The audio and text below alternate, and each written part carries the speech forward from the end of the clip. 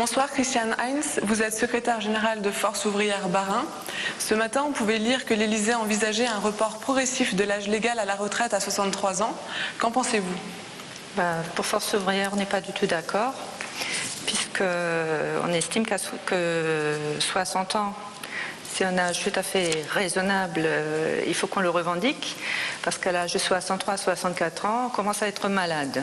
Donc, s'il faut travailler jusqu'à ce qu'on soit malade et après qu'on ne puisse plus profiter de la retraite, pour nous, c'est non. Pourtant, nous savons tous qu'un départ à la retraite à 60 ans n'est pas économiquement viable. Alors, quelle solution proposez-vous ? Qui c'est qui dit ça ? Le gouvernement, bien sûr. Alors qu'il y a des possibilités d'avoir de quoi financer le régime de retraite tel qu'on le connaît actuellement en France. Puisqu'il y a les exonérations de charges qui ne sont pas reversées par l'État, puisque c'est bien l'État qui les donne. Il y a plein d'autres possibilités de financement. Partir en retraite à 60 ans, c'est une belle idée, mais est-ce que vous pensez réellement que c'est réaliste ? Bien sûr que c'est réaliste. Puisque si on a travaillé pendant 40 ans, on peut bien partir à 60, si on a commencé à travailler à 20 ans. Donc il faut y aller progressivement. Pour l'instant, il y a très peu d'emplois. C'est sûr qu'il y a un manque à gagner au niveau du régime d'assurance maladie. Donc il faut voir ce qui se passera dans 5 ou 10 ans, mais pas dans 50 ans. Mais pour partir à la retraite à 60 ans, qu'est-ce que vous proposez ? Si les personnes étaient heureuses au travail, ils resteraient travailler jusqu'à 65, 70 ou 80 ans. Mais actuellement, si une personne désire partir, à partir du moment où elle a 60 ans, il ne faut pas non plus l'en empêcher, même si elle a moins de retraite. Et c'est très souvent le cas. Quand on regarde que la moyenne des départs à la retraite, le moyenne d'âge actuellement, c'est entre 58 et 59 ans.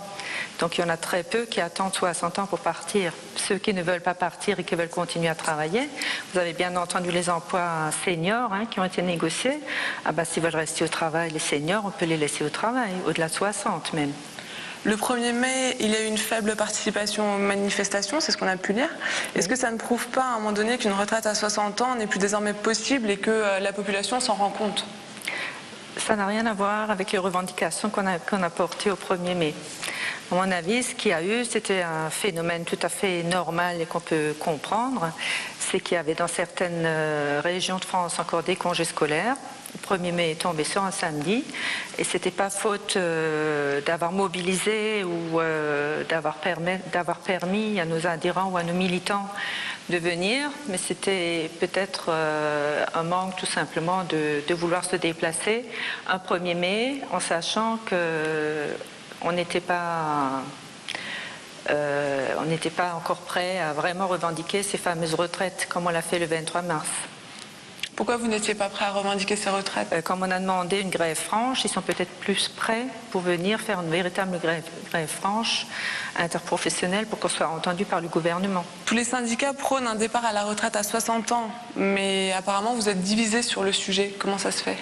On est divisés par rapport à la réforme des retraites. Il y en a qui sont pour la réforme complète, il y en a qui disent touche pas à ma retraite, mais qui sont prêts à aller dans la rue et puis à dire il faut que le gouvernement entende qu'on a envie d'une véritable réforme des retraites, il faut savoir ce qu'on dit.